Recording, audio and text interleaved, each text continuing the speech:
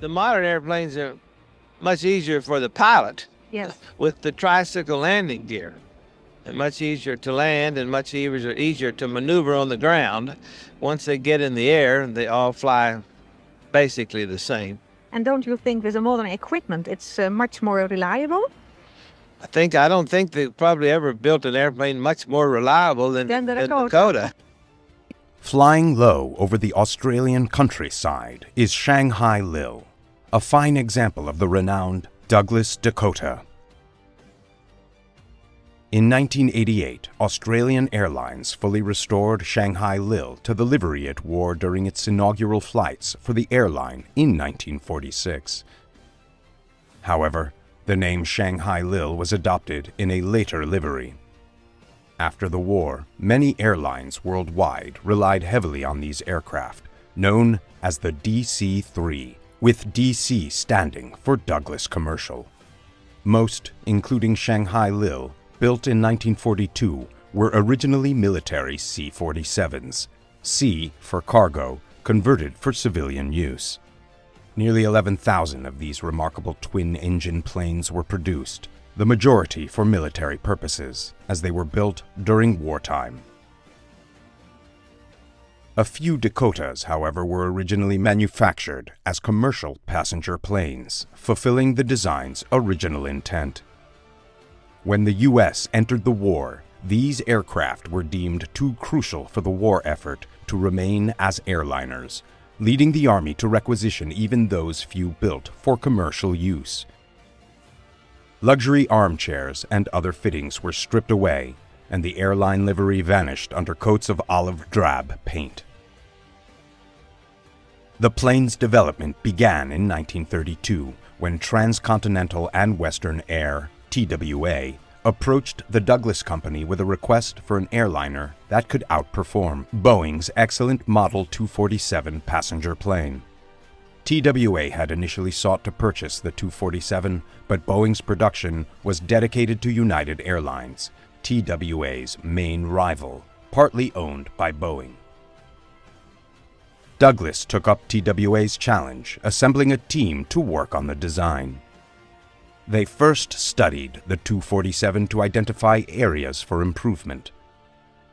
Anticipating the availability of powerful new engines from Pratt & Whitney and Wright Aeronautical, they opted for a twin-engine design, despite TWA's original preference for a tri-motor configuration.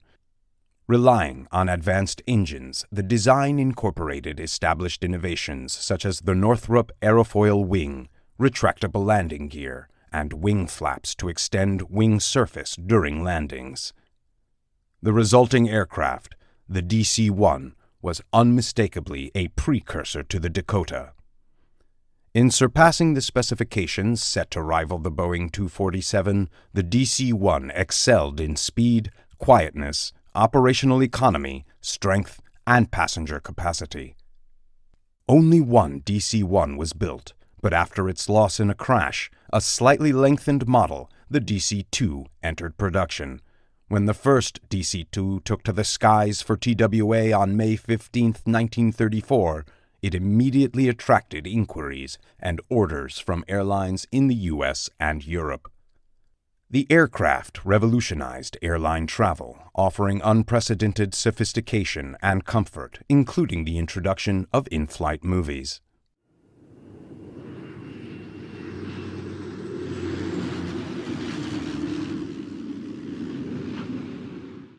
The U.S. Army quickly recognized its potential, taking delivery of its first Dakota in 1935 and promptly ordering 2 more.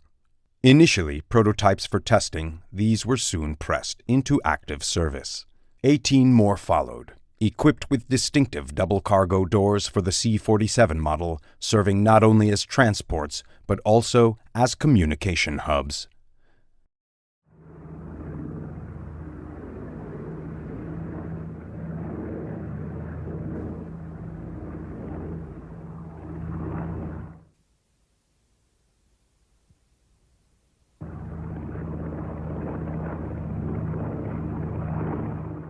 Douglas adapted the Dakota's wing design and other components to create the B-18 bomber. Though essentially a different aircraft, it retained the efficiency and power of the DC series. The B-18 played a modest role in World War II, mainly as a coastal patrol aircraft. Meanwhile, the commercial aircraft continued to thrive, leading to the development of a new, stretched and wider-bodied variant, the Douglas Sleeper Transport, or DST, designed to offer passengers the comfort of onboard bunks. Dubbed the airborne equivalent of a luxury liner, the DST first flew on December 17, 1935. However, the extra space wasn't limited to sleeping arrangements.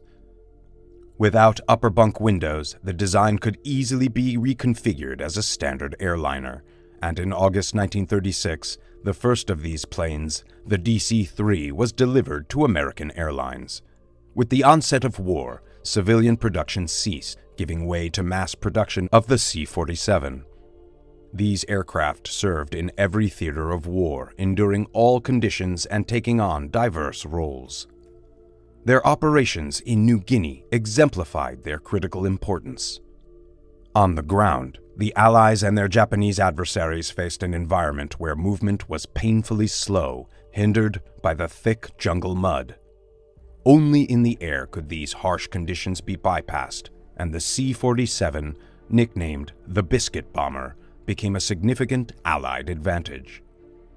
Allied troops relied on Dakotas for airdrops, supported by an efficient logistical network to deliver essential supplies to the front lines. From ammunition to food rations, supplies were meticulously packed to endure the impact of airdrops, making the seemingly simple task of packing a vital, life-saving skill.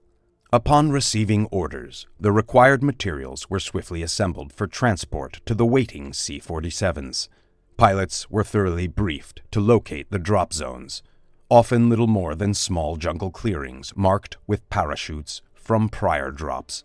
At the airfields, the C-47s were quickly and carefully loaded, preparing to take flight for their critical missions.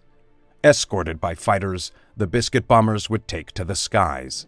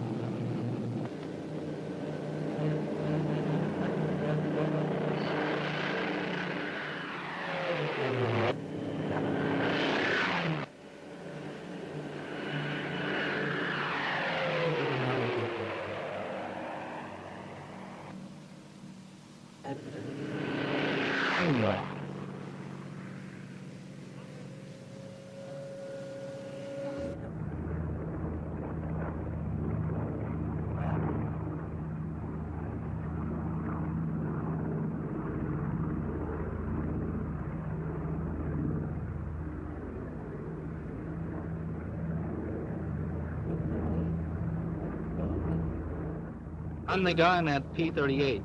I'm upstairs looking out for trouble.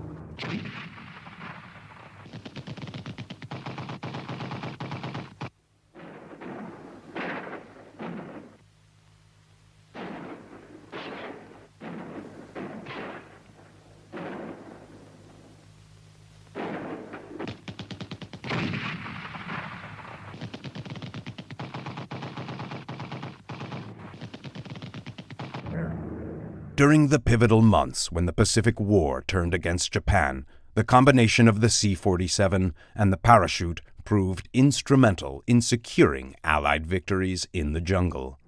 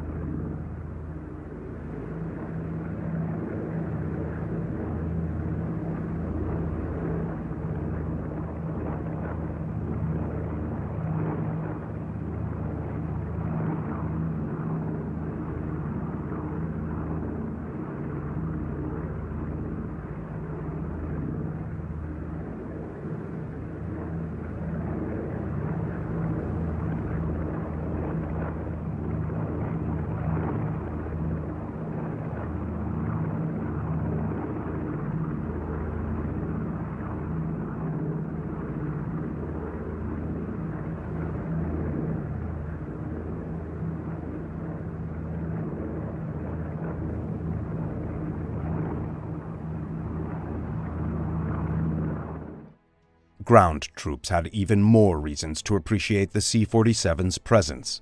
For many wounded soldiers, survival owed much to the dependable Douglas airliner. C-47s operated as Medevac units, evacuating the injured from battle zones to base hospitals, with nurses providing in-flight care. The courage, dedication, and tireless efforts of these young nurses remain a testament to unsung heroism. Even knowing these air ambulances were available likely bolstered the morale of soldiers on the front lines. Meanwhile, the Dakota served both sides in the Pacific, as Japan had begun producing the airliner before the war and continued manufacturing it, fitted with gun turrets for military use during the conflict. Additionally, over 2,000 were built in Russia alongside 700 supplied under Lend-Lease, enabling the Soviets to utilize them extensively for transporting troops and cargo. Here, a Dakota carries a Soviet parachute unit, equipped for operations in the winter snow. A stark contrast to the humid jungles of the Pacific, but performing the same critical role, helping to win the war. Germany's success in developing elite paratroopers, proven in their decisive actions during the Allied rout on Crete, spurred all combatants to create similar units.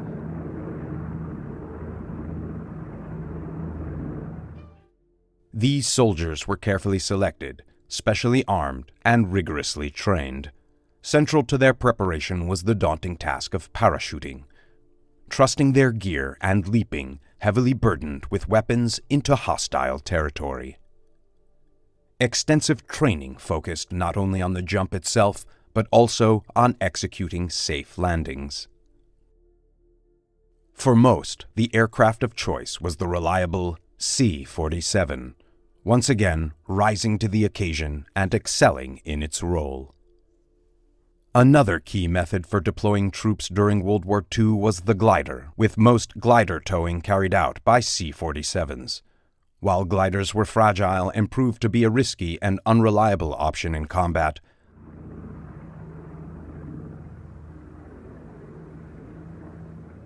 the C-47's sturdy fuselage was briefly considered for glider use. However, the idea was quickly abandoned. Common sense prevailed, and the Dakota's immense value made it far too precious to be used as a disposable asset. Tactical air transport wasn't just about moving men, it was about moving machinery. The C-47 was capable of carrying howitzers, various types of armor, and even the iconic Willys Jeep.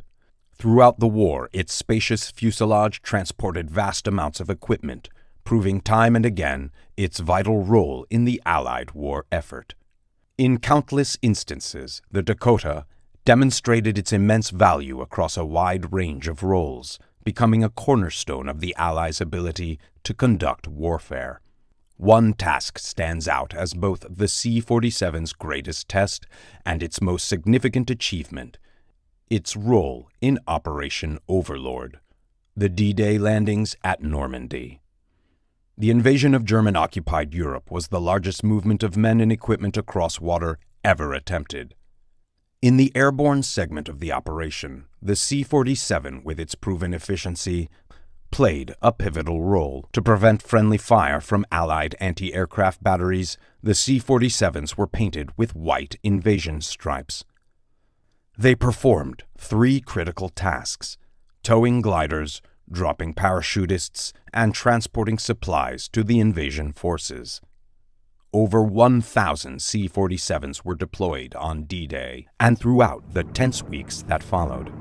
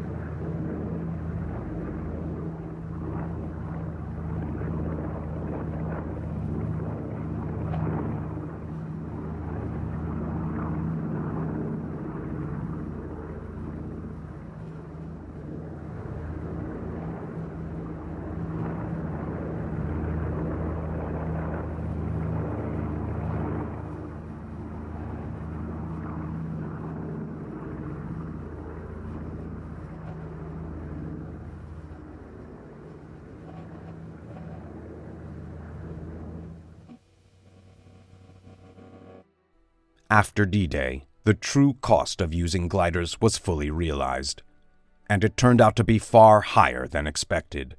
While it was anticipated that some gliders, along with their cargo of troops and equipment, would be lost, the actual scale of the losses was staggering. The gliders were theoretically reusable, intended to be recovered and recycled for subsequent use. In practice, however, they were more like disposable items, as many were too damaged to be salvaged. The more significant loss, though, was among the glider pilots, who, sitting at the front of these fragile craft, suffered disproportionately high casualties.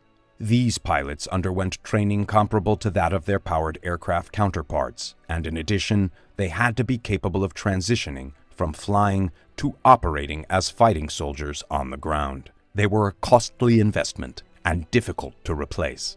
The third major cost was the glider's inability to effectively deliver a fighting force ready for immediate battle. Instead, they often resulted in high casualties, and many of the soldiers who did survive the crash landings were dazed, confused, and shocked by the violence of the impacts. Additionally, a significant amount of equipment was lost, either with gliders that crashed or those that landed in the wrong location, leaving troops ill-equipped for their mission. Had the Germans been in force as the gliders landed, the outcome could have been disastrous. The gliders were used because they were available, and the true extent of their limitations had not been fully anticipated. Despite their flaws, the courage and training of the troops they carried allowed for limited success in their missions. However, after the disappointing experience at Arnhem, where gliders proved ineffective, their use was abandoned, and more reliable methods were developed for future operations. Like the DC-3, the DC-4 remained in service for many years, often overshadowed by the fame of its smaller cousin, the Skymaster. The DC-4, with its larger size and 4 engines, could cross the Atlantic and enjoyed a successful career. After World War II, the Dakotas might have expected a quieter life, but just a few years later, they found themselves in the thick of another conflict: Korea. In Korea, the Dakotas provided many of the same services they had during the war, but newer models began to take on more specialized roles. Douglas's massive Globemaster, for example, was now handling tasks like transporting armor, missions that the smaller C-47 could never have attempted. The role of parachute carrier was taken on by new, specially designed aircraft, like the Fairchild Packard. Its twin boom tail was designed with a rear exit, specifically for dropping parachutists, whether carrying supplies or troops. As the need for tactical air transport continued to evolve, it reached its peak during the Vietnam War. Despite its age and seeming obsolescence, the C-47 still remained a vital player in that conflict, with only the C-130 Hercules matching it in the variety of roles it could perform. The Hercules, of course, represented an entirely new generation of aircraft, powered by jet engines driving its propellers, but its versatility and ruggedness echoed the very qualities that made the Dakota legendary. Another specialist aircraft developed during this period was the Fairchild Provider, a clever design for assault transport operations. The Fairchild Provider was, in many ways, designed as a powered glider. If necessary, it could be treated as a disposable aircraft. Its wings were specifically designed to shear off upon impact, preventing the plane from spinning out of control as older gliders had done disastrously during the Normandy landings. Fortunately, the Provider rarely needed to make tactical crash landings. As the development of specialist aircraft continued, it became clear that by the time of the Vietnam War, the C-47's era was nearing its end. However, ironically, the C-47's greatest strength was its versatility. There always seemed to be a role for the aircraft, as long as it was still able to fly. In Indochina, one of the Dakota's key uses was in electronic warfare. Here, highly trained technicians boarded specially equipped C-47s, which were often older than most of the crew members.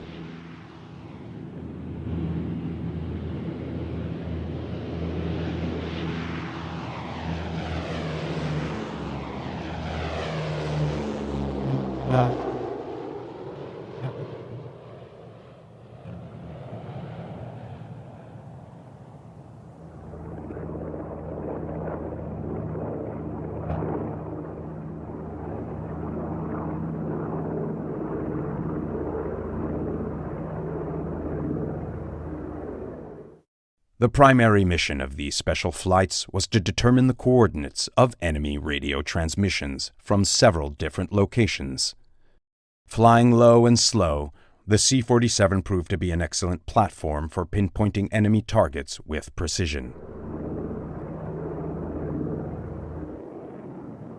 The gathered intelligence would then be relayed to American bombers, ensuring that the dense Southeast Asian jungle no longer served as an impenetrable shield for enemy troop movements.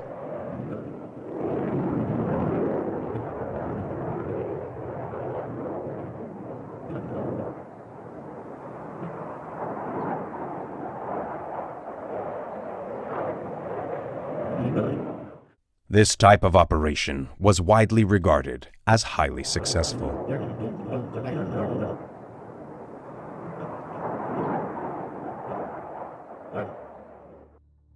Another key use of the venerable C-47 in Vietnam was in psychological warfare. Winning the hearts and minds of Vietnamese villagers who were constantly under pressure from the Viet Cong became a battle in itself. Convincing members of the Viet Cong to defect was considered a critical objective. Operating on the belief that, in some cases, the pen could be mightier than the sword, millions of pamphlets were printed and scattered over the jungle in an effort to sway hearts and minds.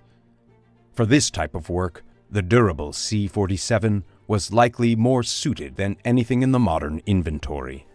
Assessing the effectiveness of psychological warfare is difficult, but it was widely deemed worth continuing for several years.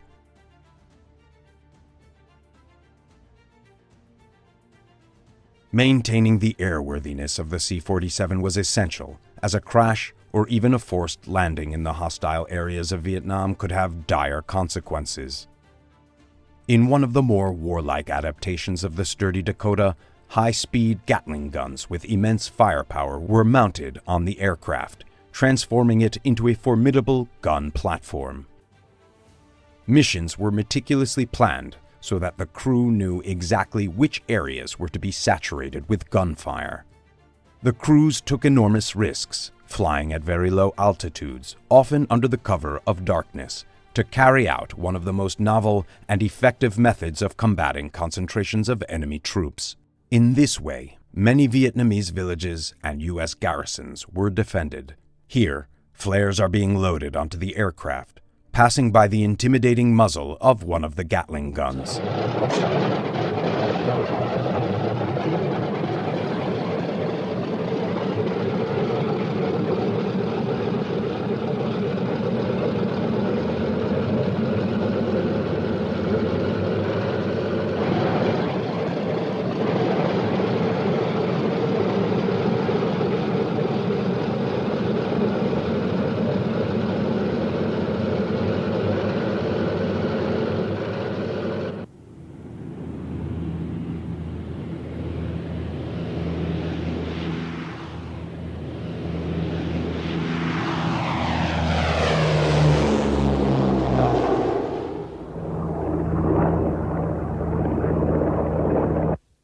Before each strike, senior American officers would coordinate with South Vietnamese officials, briefing them on the mission's intent and reviewing the latest intelligence.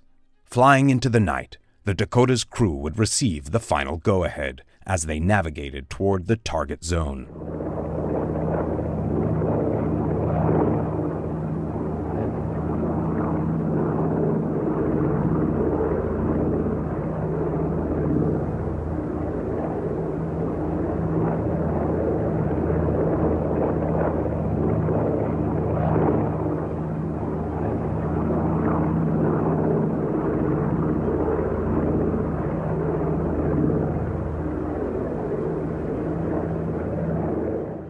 The challenges they faced and the risks they took were deemed worthwhile.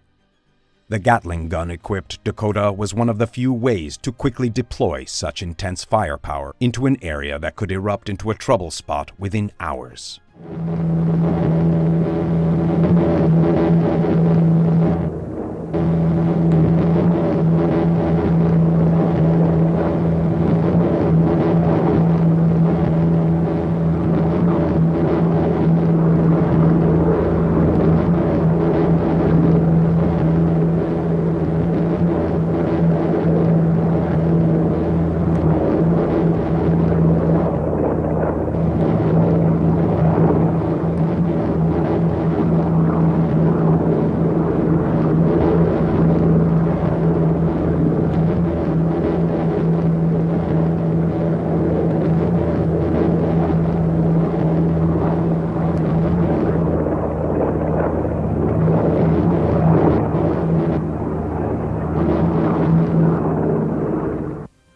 Half a century after its first flight, the Douglas Commercial Model No. 3, originally designed to provide TWA a counter to Boeing's aircraft that United Airlines flew, was still finding valuable roles in both civilian and military service. This raises the question, does a truly great design ever become obsolete? Those who served and flew aboard the legendary Dakota would likely have the answer. In 1953, the United States Air Force awarded its highest non-combat civilian decoration, the Exceptional Service Award, to Donald W. Douglas. The citation reads, "Donald Willis Douglas distinguished himself by rendering exceptional service to the United States Air Force and his country through his contribution to the development of military and civilian aviation over the past 40 years. The quality of his technical expertise is most clearly demonstrated by the DC-3, which is undeniably regarded as the best single airplane ever built."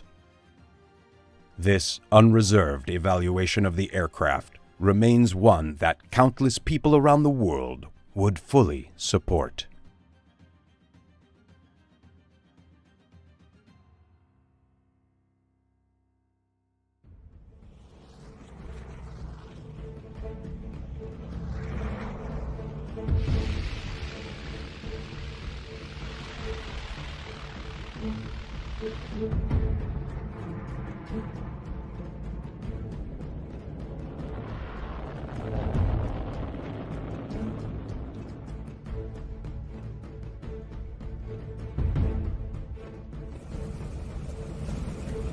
The Junkers Ju-52, affectionately known by those who flew her as Iron Annie, or Auntie U, or simply Auntie. The tri-motored transport, which also served as a bomber, was to become a legend, not only for her longevity, but also for her flexibility. She was in fact as much a symbol of the Luftwaffe as the Stuka and the 109. The Ju-52 was like the DC-2 and 3, I would say an iconic aircraft because its reliability, it's three-engine aircraft, very, very reliable, and one wonders why they weren't more frequently used in the UK and the USA, three-engine layout, because it was very common in Italy, was used quite widely in Germany, and but you just have rare cases of it in the States, like the tri-motor Ford, but it's a great solution. The Ju-52 was constructed with the same corrugated material that the Junkers company was to rely upon for over 2 decades, going back almost to the Great War. During this period, aircraft much larger than the 52, such as the Behemoth Junker G-38, also used the same cladding. However, as the 30s came to a close, Junker's corrugated hallmark was starting to look a little tired, especially compared with other foreign types like the American DC-2 and DC-3. Nevertheless, Auntie still stayed in service. The Junkers company had in fact designed a replacement for Auntie prior to the start of World War II. Although they still wanted to retain its trimotor configuration, it was in most other respects a totally new aircraft. The Ju-252. It was a distinct difference from the very famous Ju-52. It had smooth stressed wings and a very large cargo fuselage capacity. One of the main features about it was it had a wonderful loading ramp, which was operated hydraulically at the back end of the aeroplane. Now, this was a tail-wheel aeroplane, but after landing, the ramp could be operated and would come down and raise the aircraft's tail. And it was absolutely top-notch. And the incredible thing about it was we actually did experiments to see how this thing would react on the airplane in flight. And at the large enemy aircraft exhibition in October of 1945, we flew this aircraft with the ramp fully open, and as a gimmick, we had a chap sitting on one of the lower steps on the ramp, obviously with a harness attached, but he was sitting there pretending to smoke a cigarette. Well, it appealed very heavily to the crowds, and it was quite surprising that this aircraft had this tremendous range of central gravity and was very trimmable in that situation. The Ju-252 had a stablemate, the Ju-352, which was made largely of wood to reduce the use of aluminum. The Ju-352 proved less successful, although they were the first transport types to use a tailgate ramp that provided a flat surface for loading. Between the two models, only 65 examples were actually produced. When Germany was attacked on two fronts in 1944, they went out of production, as the priority was more fighters to defend the fatherland. Another military transport which used a rear ramp also came from the drafting boards of Junkers. The Ju-290 evolved from the four-engine Junkers 90 airliner, which showed great promise as an advanced design just before the war. The Ju-90 airliner, like most other aircraft of the time, was a tail dragger. So when Junkers created a transport version, they employed the same lifting tailgate developed for the earlier 252. For the time, the Ju-290 transport was a large aircraft when it first came into service in August of 1942.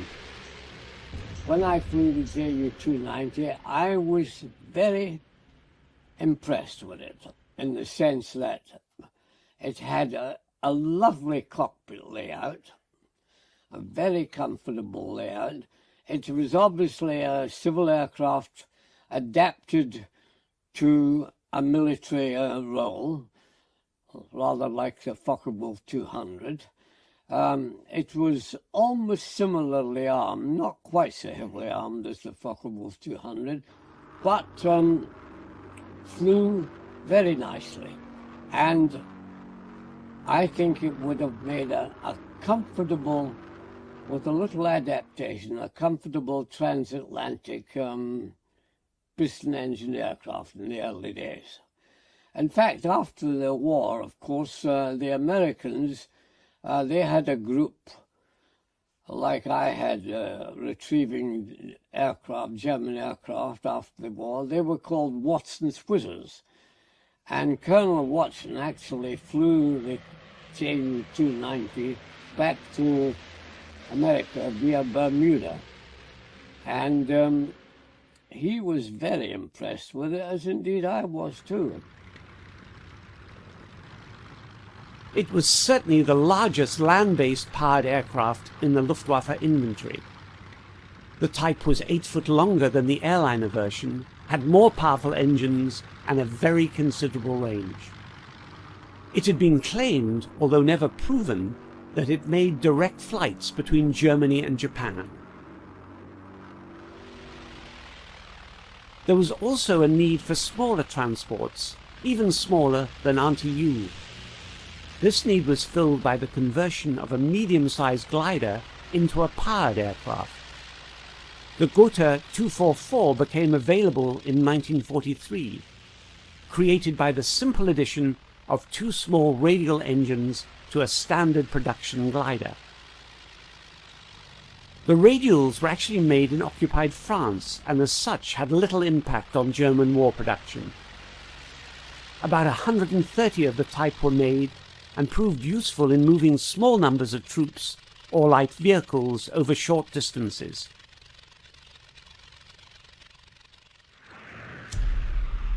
Using the same glider to power plane conversion, the massive Messerschmitt 323 was another attempt to maximize the Luftwaffe's airborne assets. The Gigant, I saw the 4-engine version and the 6-engine version of the Gigant. In fact, I taxied the 6-engine version. It wasn't airworthy, but I taxied it just as a matter of interest. It was a vast airplane, called Arado, of course, and the one I taxied was the D model, and it had 6 gnome-round engines, and the 4-engine one had proved difficult, inadequate number of engines, and still had to have some assisted takeoff, such as JATO, or rocket assistance on takeoff. As pure gliders towed by aircraft like the Heinkel 111Z, they were a failure in my opinion. You had 3 Heinkel aircraft playing around with this, or the large Z, and all of them, the whole thing was a very dicey operation indeed. But once you got the 6-engine version going, it was practicable, but of course, it was a large, sluggish airplane. Because of its great size and slow speed, the Me-323 was a sitting duck, and many were destroyed by the Allies. But when escorted by fighters, its ability to carry large loads was much valued by the Wehrmacht, especially in the mayhem that became the Eastern Front. Blohm and Voss built another remarkable transport aircraft, a long-range flying boat named the Viking. The BV-222 story is not unlike the Ju-90s. It was originally ordered as a commercial flying boat. However, as the war approached, the Viking evolved into a large military transport, which also performed some patrol duties.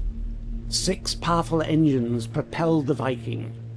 At first they were fueled with gasoline, but the BV-222 was intended to be refueled at sea by submarines. Since U-boats are driven by diesel, the practical solution was to convert the Viking to diesel engines. Blohm and Voss had another prototype flying boat that was even more advanced. The BV-238 was designed to cope with harsher sea conditions than the Viking could handle. Working only with U-boats, it was expected to go on very lengthy missions. It was designed to be almost self-supporting and able to deal with many types of heavy cargo. To assist in loading the 238, it was equipped with a massive forward waterproof door in the bow. This could be employed in a similar manner to landing craft on a beachhead. What you see here is only a service hatch set within the waterproof door. To assist in handling cargo, there were derricks and winches located on the hull, making the BV-238 more like a merchant ship than an aircraft. There was also a tunnel which ran the length of both wings, providing internal access to the 6 engines, even when the flying boat was in the air. Only one BV-238 was completed. It was destroyed by Allied fighters just before the end of the war. The final example of Luftwaffe gigantism came in the form of the Junkers 390, a stretch 290 with a very capacious 110 feet long fuselage. Propelling this enormous aircraft would require 2 more engines than the Ju-290 and a much greater wing, over 160 feet in span. The extra wing length actually required an additional set of wheels on each side to support the craft as it landed. Only 2 Junkers 390s were ever built, but even these required enormous resources both in labor and material. After the war, only one of the Ju-390s was ever accounted for. This led to speculation as to what happened to the other aircraft, as the type had more range than any other German plane. When they already had a proven workhorse in the Ju-52, why did the Third Reich become so preoccupied with limited numbers of large transport aircraft? One possibility was that Germany had not prepared for a long war. The premise of Blitzkrieg was achieving quick victory by lightning attacks. The English Channel stymied Blitzkrieg against Britain. With the rapid fall of France, crossing the Channel became the Wehrmacht's primary objective. This could partially be achieved by gliders, which led to large transport planes like the Gigant. Often overlooked, there was one other design that evolved in the fatherland during those turbulent years: the Arado 232, sometimes called the Millipede. Just after Germany invaded Poland, the Air Ministry issued a request for a replacement for the Ju-52.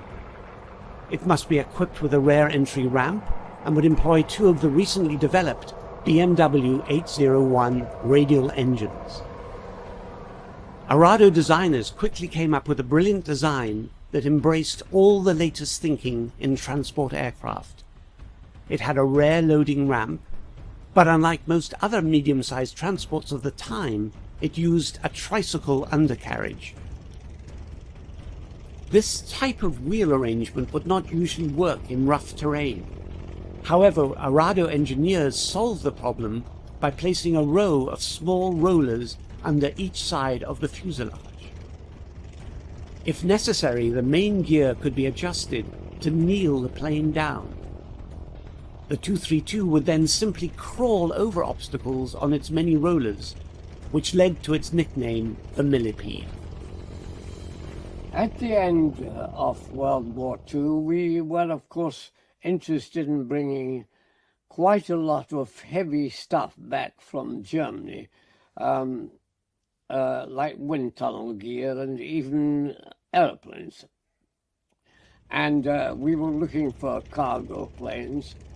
We used a German aircraft called the Arado 232, known as the Millipede because of the large number of bogie wheels that it had as part of its undercarriage layout. And this was a most effective system of operating on grass airfields, which abounded in Germany in the early stages, and where traction was very difficult to find under adverse weather conditions. The Millipede's level loading ramp made it ideal for all types of cargo. But the Arado 232 had a major problem. It came in the form of this plane, the very successful Focke-Wulf 190, known as the Butcher Bird. The 190 used the same BMW 801 radial engines envisioned for the new Arado transport. After the German failure at the Battle of Britain, there was no doubt that the new FW-90 had priority for the BMW engines. The Arado would have to look elsewhere for suitable power plants, but there were none with the same power as the BMW 801. To solve this problem, a 4-engine Millipede was proposed with a larger wing. This change led to delays.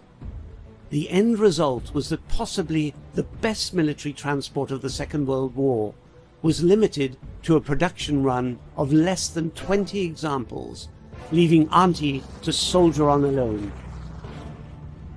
Eventually, almost 5,000 Ju-52s were made. Many continued to fly around the world for a number of years after the war, including some with the RAF. But Auntie was not their only Luftwaffe transport. 2 Arado 232 Millipedes were also flown by the Royal Air Force.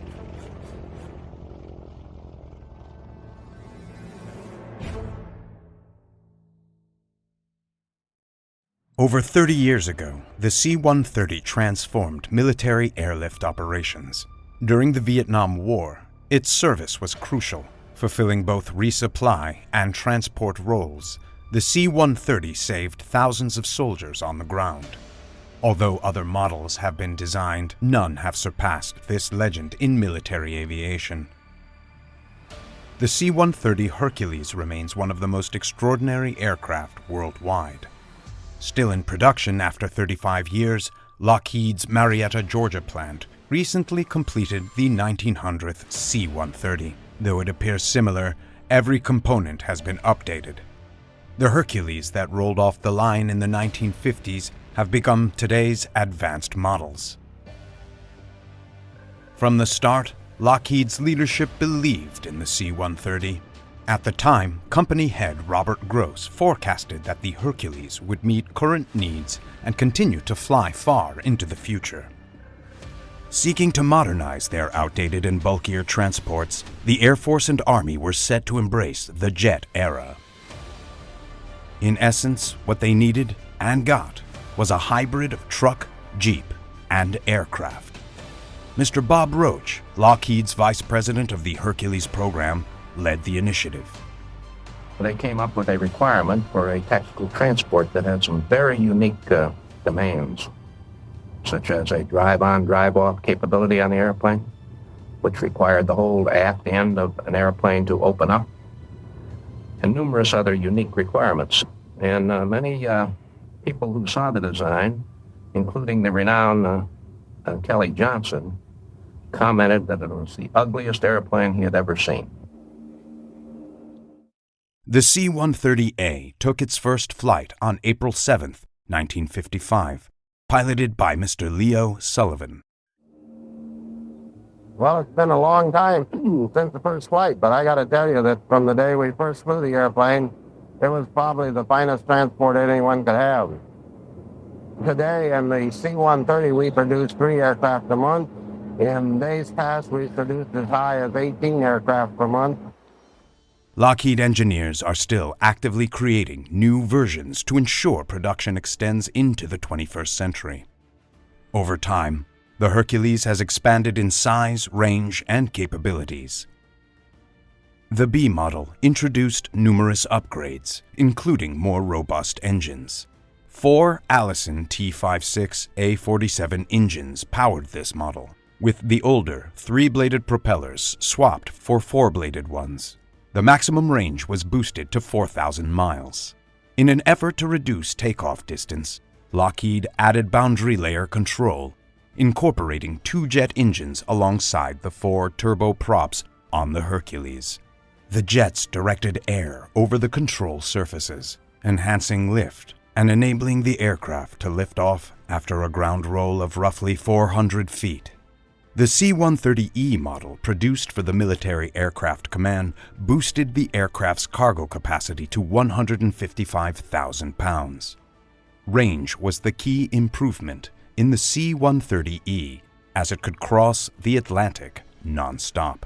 On short, rough airstrips, the Hercules often uses jet-assisted takeoff, or JATO, reducing takeoff distance from a 1,500-foot minimum to about 800 feet. The latest Hercules model, the C-130H, incorporates many upgrades, making it thoroughly modern.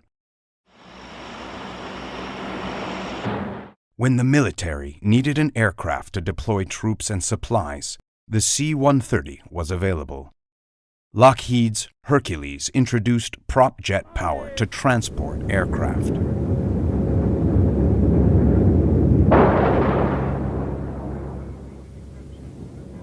Even the Navy, setting aside its natural rivalry with the Air Force, adopted the C-130.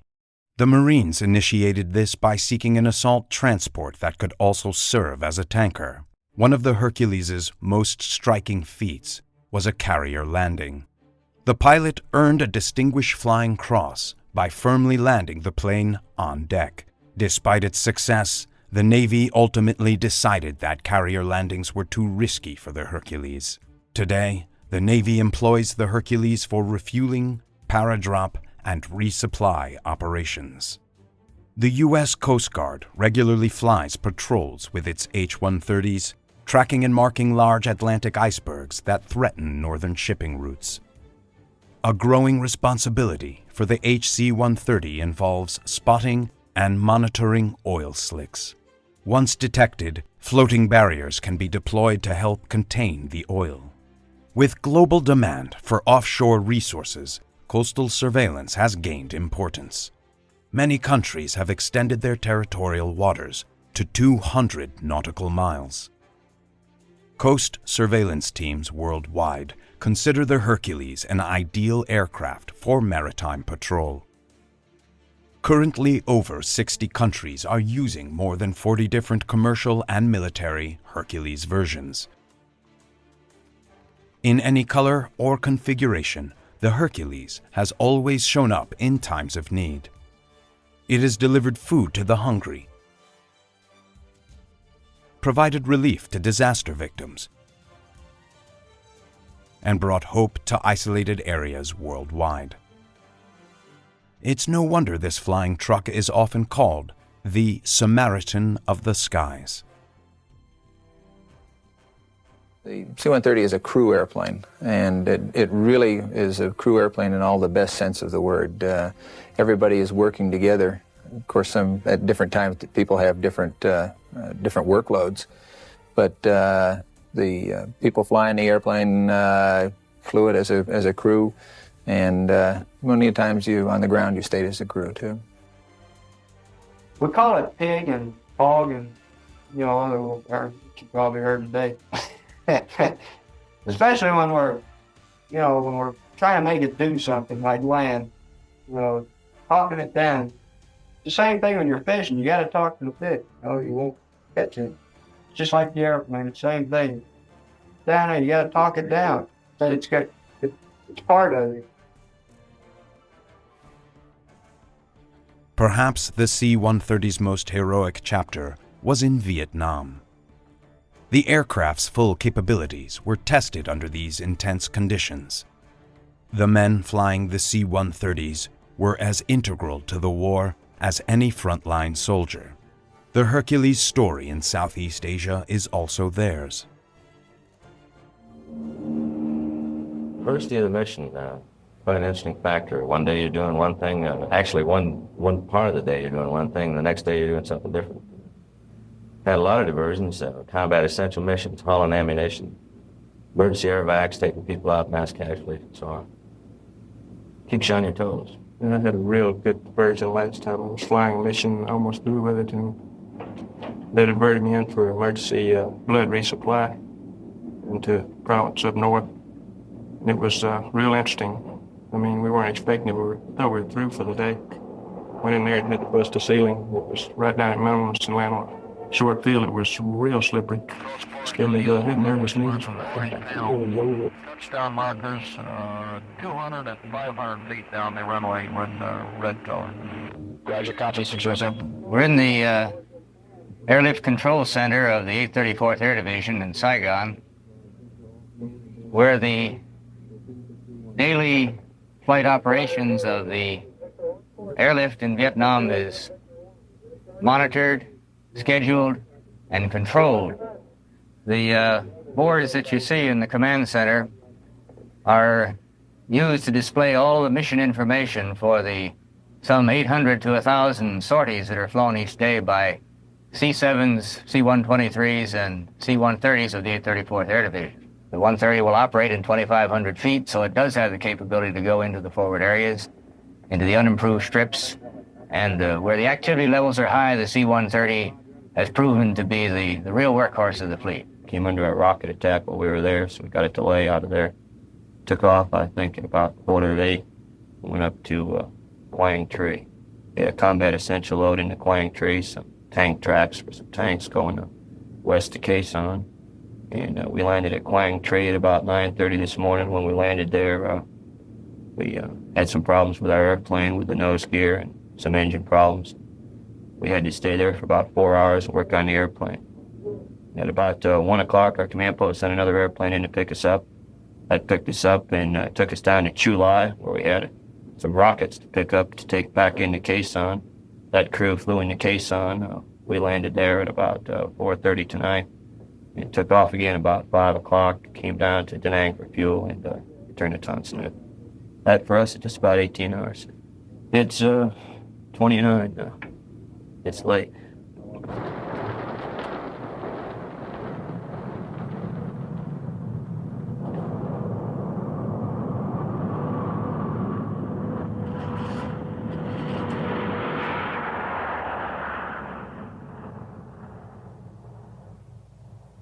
I am a flight nurse with the 903rd Air Medical Evacuation Squadron. We have approximately 20 litters and 53 ambulatory patients. They're the best pilots in the world. They'll land on a dirt strip or they'll land on a piece of steel stuck in the middle of some godforsaken place and do a tremendous job. I think the most difficult landing I've ever been on is at Antoy, which is the western part of an island off the western part of Vietnam, Phu Quoc Island. And it has a minimum runway, no lighting. And we went in there one night that was just pitch black, raining like cats and dogs, and they had smudge pods and jeeps lighting the runway. And those fellas stuck it down there, just beautiful.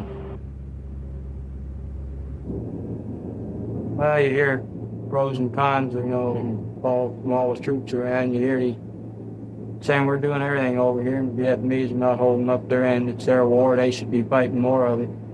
And you get a mission like we had today, and you go up there and you pick up these troops that had saw some that had their legs blown up, some of them burning half to death. And I tell you don't get that walking around out on the street.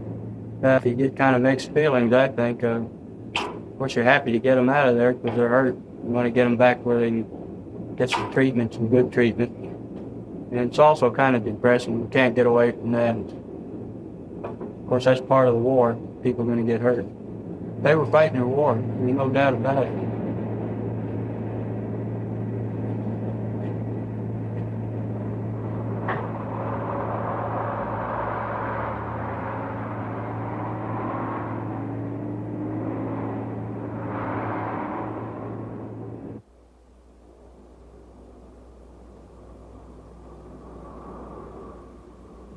The first KIA I ever hauled. I don't remember the exact place I picked it up, but I knew before we landed that that's what we were picking up. I didn't know how many, and as it happened, we were empty. We had no other cargo on board.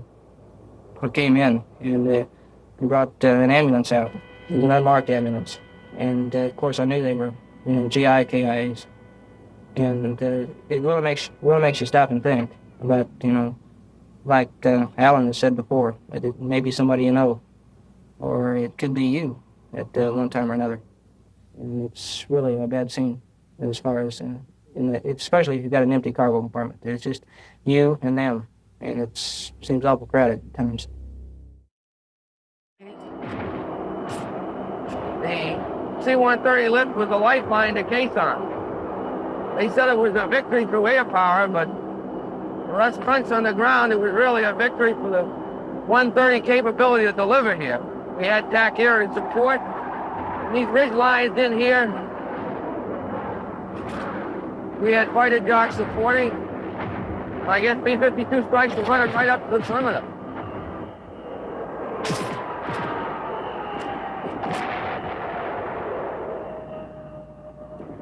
But there were days when there was no TAC, close air support, and the 130s continued air land. They'd land up in this area, and they'd take fire from the hills surrounding it, coming in and be under fire almost constantly. And then when they landed, the NVA and the hills would start flipping a few in on them. We got the name of calling them mortar bait all the time. Their ground times then used to extend sometimes up to about 1 minute. You'd have 60 GIs run on to get out. Sometimes we keep a little longer for Medevac.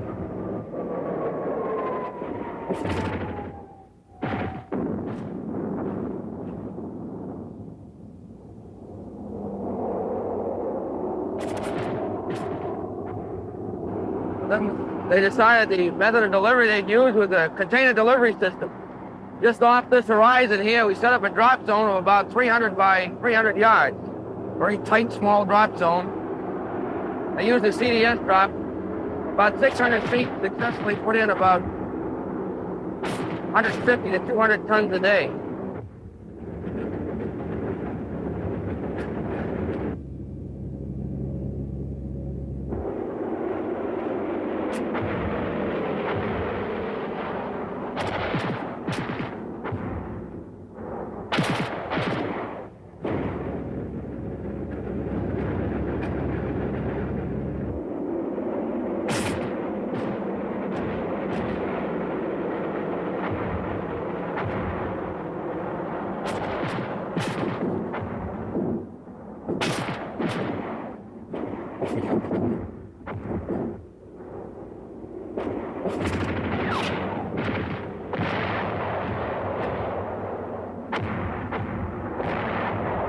We had some equipment we couldn't deliver in containers. These 1-ton containers, heavy bunker and barrier material, some of which you see around Quezon today. We asked the Air Force what they could do. Started with a LAPE, low altitude parachute extraction. They successfully delivered for a number of days just tons and tons of barrier material and supplies.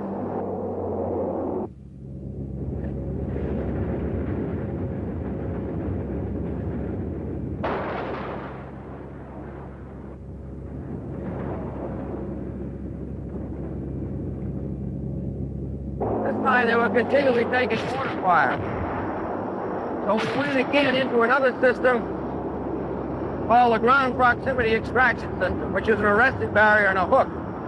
Our requirements for beans and bullets were well over 200 to 300 tons a day.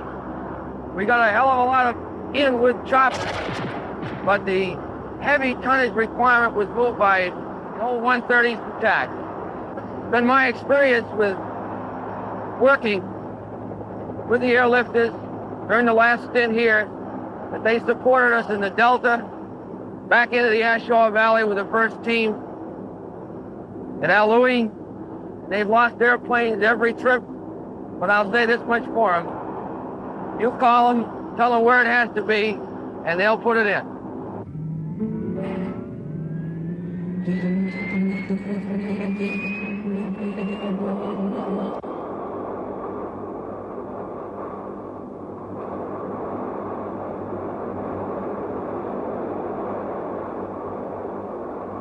This job for airlift all the way. I tell you, man, those damn F4 jobs, those 100 jobs, those buff jobs, they're going to be gone. We're still going to be over here hauling trash. Who's important? Tell me. Who's important?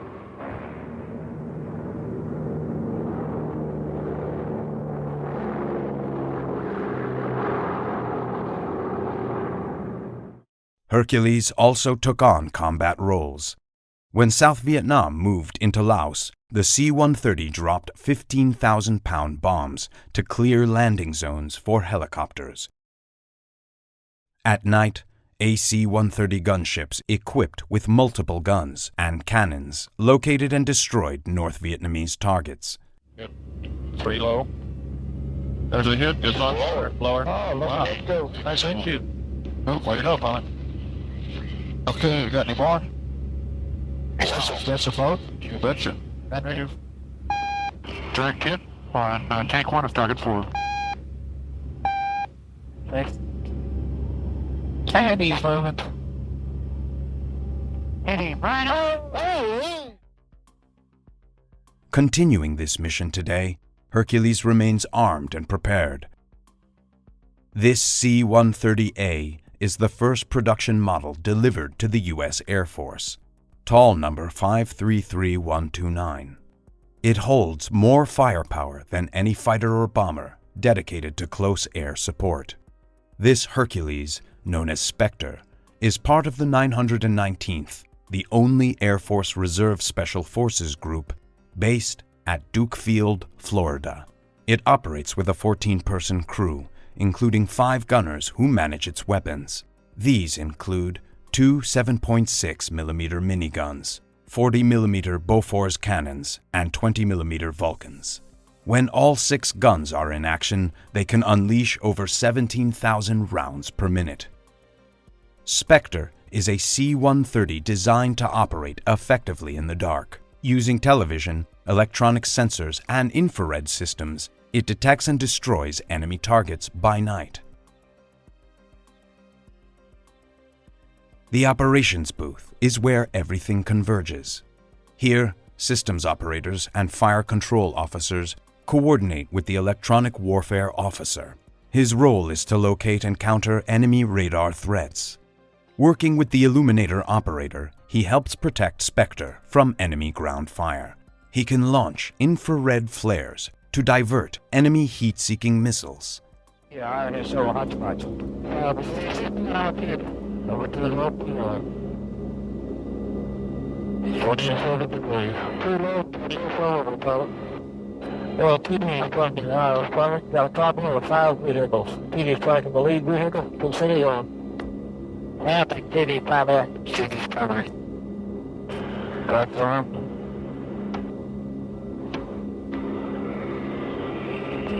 That's the shot.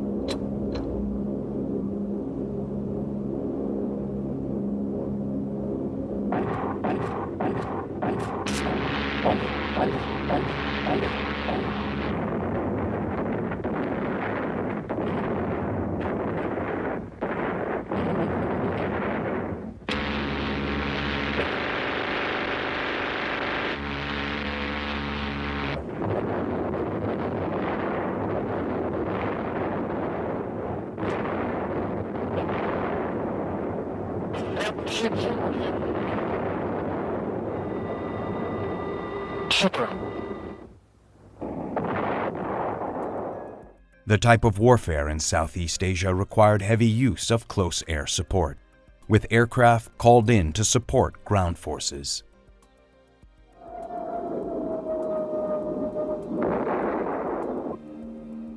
The Hercules served as an airborne battlefield command post, or ABCCC.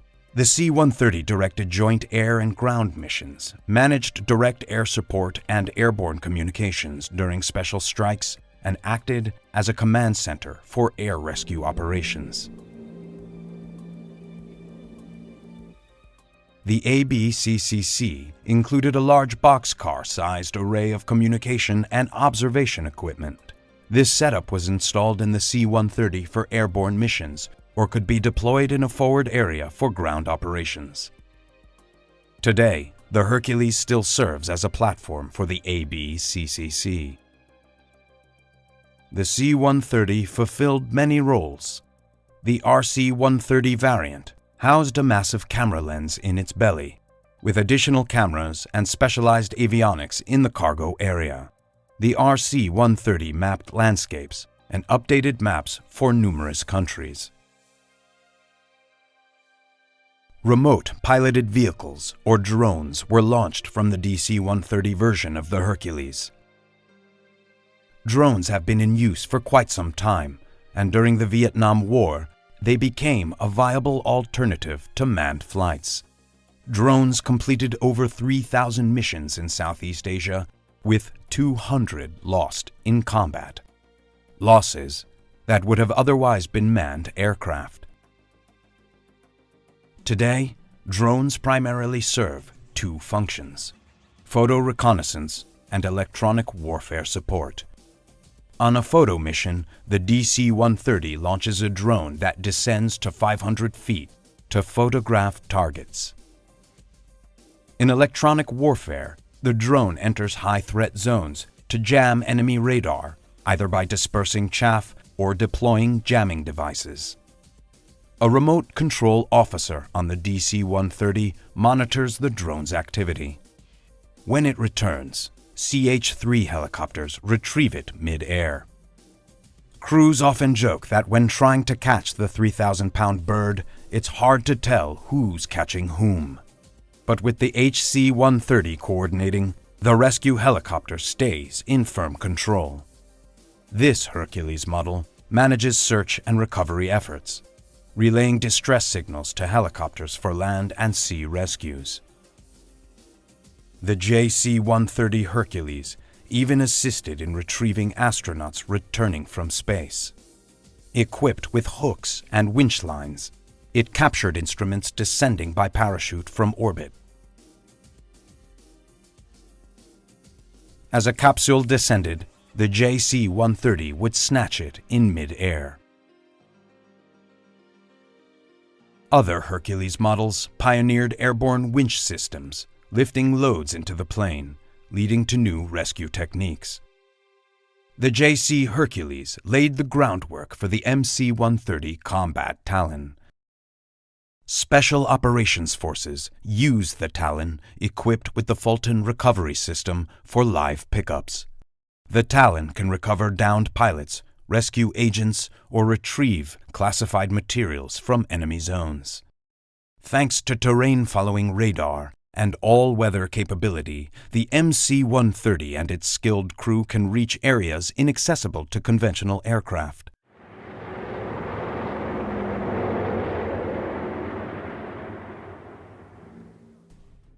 With the Fulton system, gear is paradropped to the person on the ground for pickup.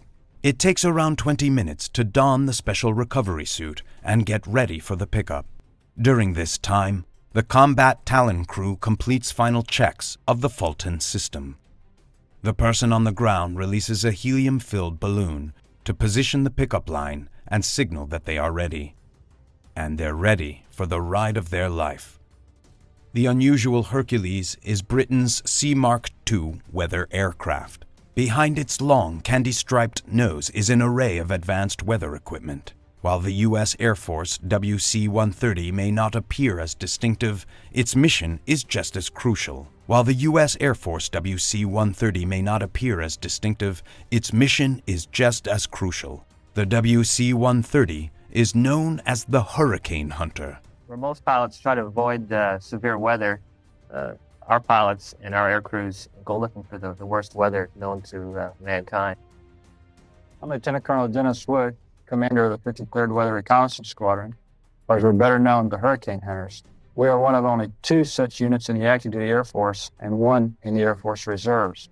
Our primary mission is to fly into the eye of hurricanes in order to gather weather data for the National Hurricane Center, which they use in forecasting of movement, strength, and development of tropical storms.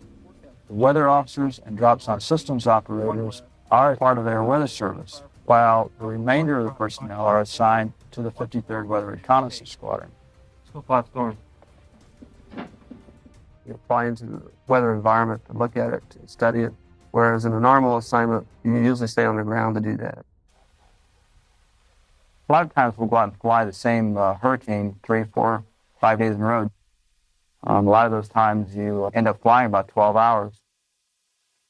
You come back and land and you have 12 hours crew rest and you're out again, the same storm the next day. In this particular mission, a navigator is really important because a computer can be used from point to point, but we don't fly point to point in a storm. We're trying to draw a line to the center of the storm, and it isn't always straight. Every storm's different. Nothing can be decided ahead of time. Once you go through the wall, that's probably the busiest time for us. Not too much thought about the hurricane goes on. If it's real bumpy, you just try and work the best you can. We release the sign into the atmosphere, and it free falls with a parachute, sends back pressure, temperature, and humidity. From that, we take the data, analyze it, and then send it back to the Hurricane Center.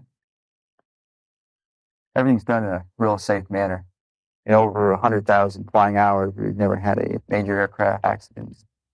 The experience that I've had that I really think is worth mentioning is the first storm, because it's beautiful to look at. It just struck me that I was very fortunate to be able to see a hurricane from that direction. Not many people have. I think that we're doing a valuable service for the people of the United States, but the mission we do will save some lives and help people prepare. It gives us a great satisfaction to be doing that type of humanitarian mission.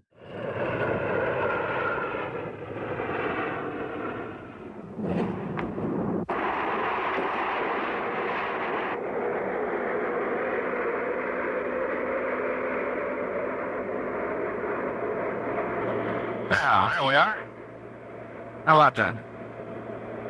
Willie Todd, 320 on the deck after DCA for the right turn on.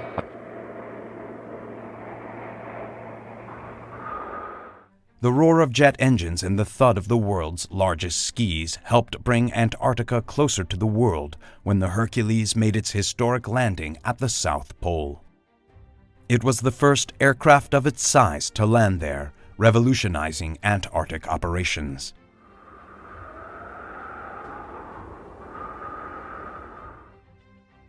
Antarctica, the Great White Continent, spans over 5 million square miles at the Earth's southern tip.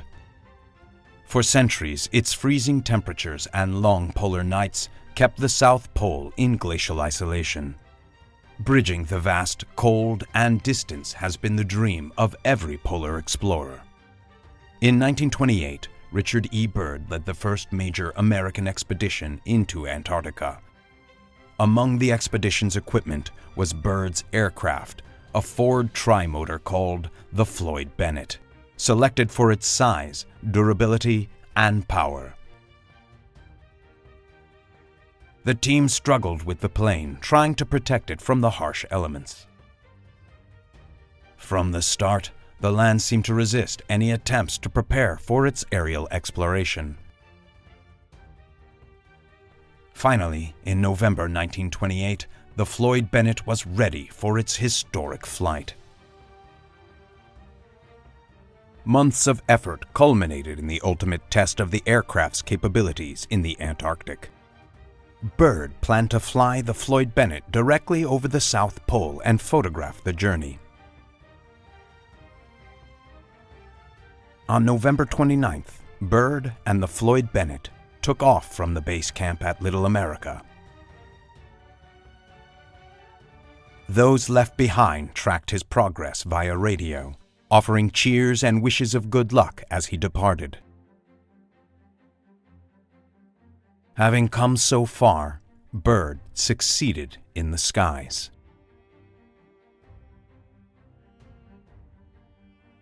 Freezing temperatures and icy winds couldn't deter Byrd and his plane from reaching their goal, the South Pole, 90 degrees south. Byrd dropped the U.S. flag as he flew over the exact spot, making a historic moment. His dream had come true, and his flight was a success. It marked the start of a new era for aviation in Antarctica, opening the door for more extensive exploration of the vast, inhospitable continent.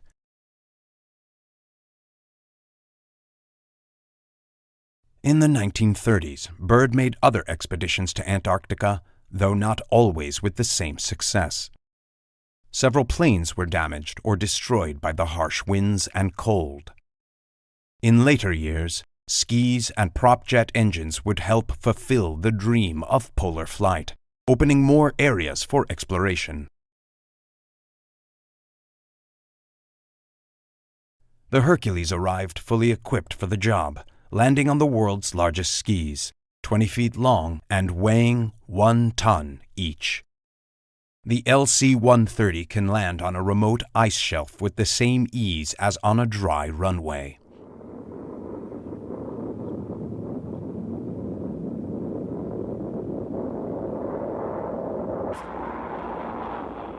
From the outset, LC-130s supported the Navy's Operation Deep Freeze, along with other scientific missions at the South Pole. They revolutionized the exploration of the Great White Continent, taking scientists to previously inaccessible locations. The Hercules became a vital lifeline, delivering food, fuel, and supplies to these remote outposts.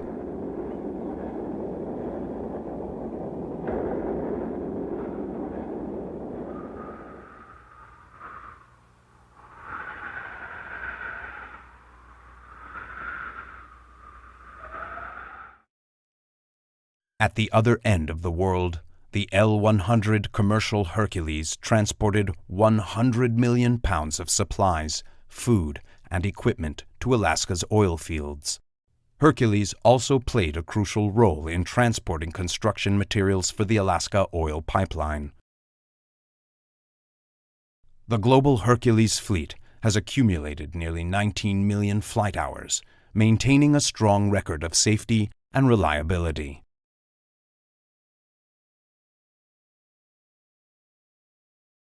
The C-130 Hercules, the true workhorse of the jet age.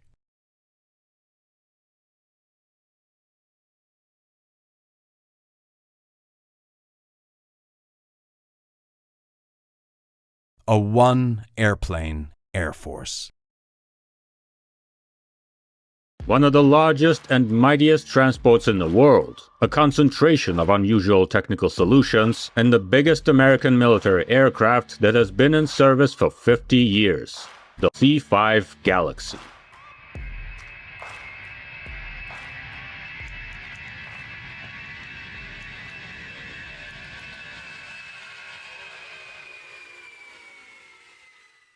In the 1960s, the US military had an active presence in many locations around the world, and a rather diverse fleet of aircraft was responsible for operational logistics between those locations.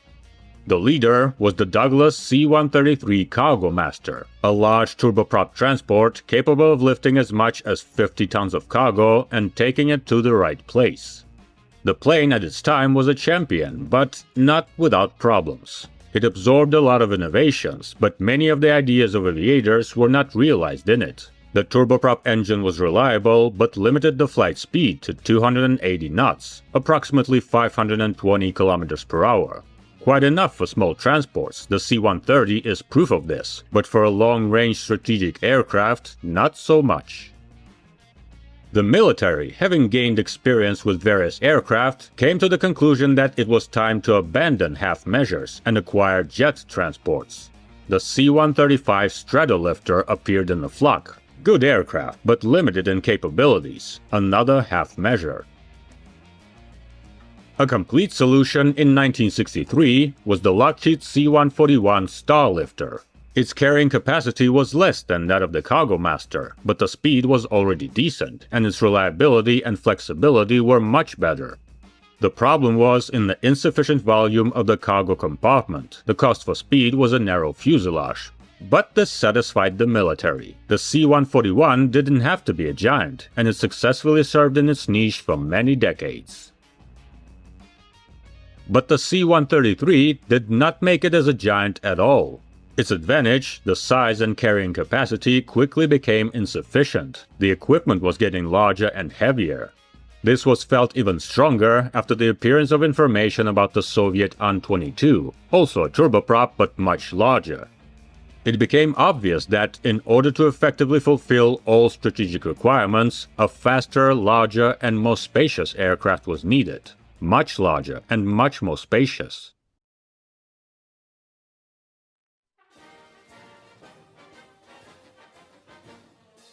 The apogee of the wondering was the CX-X program, deployed back in the early 1960s, which was supposed to determine the image of a machine capable of quickly transferring to anywhere in the world practically any type of cargo. Soldiers, weapons, equipment, planes, helicopters, armored vehicles, anything. Without any reservations in the style of, this will fly and everything else takes the boat. What was this plane supposed to be like? So you understand. This is the C-141 Starlifter, a new and quite advanced aircraft. The future plane was supposed to be something like this. The guys weren't being modest, a huge cargo compartment which could accommodate more than 80 tons of cargo at the beginning. As the concept developed, ambition and performance rapidly grew, and soon the desired payload was over 100 tons. In addition to the monstrous size of the plane, there was another, no less serious problem: the engines. The required flight speed is more than 430 knots, which means it must be a jet. Except, taking into account the size and weight, it would need 6 to 8 engines of that time under the wing, like the B-52. Terrible for a large transport. The answer to all questions was simple and colorful. There must be 4 motors. Getting them is your concern. The finale of all this research work in 1964 was the initiation of the Heavy Logistics System, or CX-HLS program. Boeing, Douglas, General Dynamics, Lockheed, and Martin Marietta, while they were still apart, took part in a tender for the creation of a new aircraft. A separate battle was fought for the engine for the future aircraft, in which Curtiss Wright, Pratt Whitney, and General Electric took part. The race was tough, and several participants dropped out of it pretty quickly. The aviators presented several rather similar solutions: high swept wings, cargo doors both in front and in the back, as well as cockpits at the top. There were also many differences, for example in the layouts of the upper decks, tail surfaces, and other nuances. During this time, Pratt Whitney and General Electric were working on the engines, and their task was just as, if not more, difficult. But they found more or less adequate solutions, which crystallized in 2 fiery hots: General Electric TF-39 and Pratt Whitney JTF-14. Thrust was achieved by using a variety of advanced solutions, both for individual elements and very large-scale ones, revolutionary for entire aviation. We will talk about them a little later. The Pentagon announced the winners of the tender in 1965. The future heavy transport would be made by the guys from Lockheed, and General Electric would supply the engine for it. This is how the Lockheed C-5 Galaxy was born. It's time to look at the outcome of this whole race. Length 75.3 meters, wingspan 67.9 meters, height 19.8 meters. Climbing on top of the T-tail, you find yourself on the roof of a 6-story building. Inheriting the overall look of the Starlifter, the C-5 makes it clear why it was named Galaxy. The huge fuselage is not round in cross-section, as it was done before, but resembles a pear with a wide expansion at the bottom and a narrow part above. The reason for this is the unusual layout and filling. The main element of a military transport aircraft is the cargo compartment.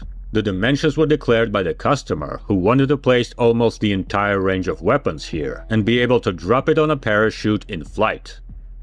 5.8 meters wide, 4.1 meters high, and a whopping 37 meters long. It is more than the distance the Wright brothers' plane traveled on its first flight.